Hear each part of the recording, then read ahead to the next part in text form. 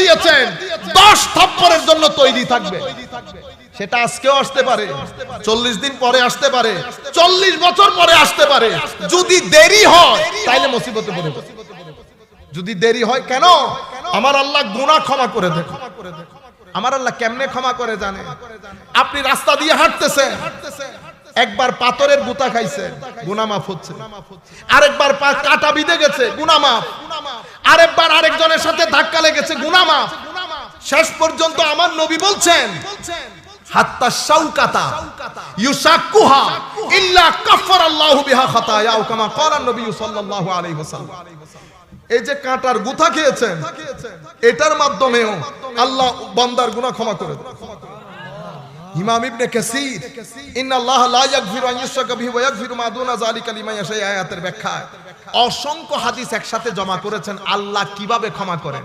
আমি সব সময় এগুলা খালি পড়ি, এগুলা পড়লে ভিতরে একটা আশা তৈরি হয় যে আমার আল্লাহ ক্ষমা করে দিবেন, আমার আল্লাহ ক্ষমা করে দিবেন। কিভাবে ক্ষমা করেন?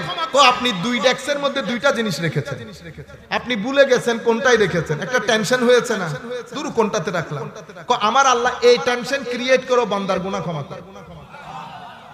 শেষ পর্যন্ত বান্দার রোগ, কষ্ট, মানসিক কষ্ট, হঠাৎ করে চোখের ভিতরে পিঁপড়া ঢুকে গেছে, চুল পড়েছে, এই যে একটু কষ্ট পেয়েছেন, এটার মাধ্যমে আল্লাহ উম্মতের বান্দার গুনাহ ক্ষমা করে। হাদিসে পাকের মধ্যে আমার নবী বলছেন শেষ পর্যন্ত এমন হয়ে যায় বান্দা যখন মৃত্যুর সময় আসে পরিপূর্ণ ক্লিন হয়ে দুনিয়া থেকে যায়।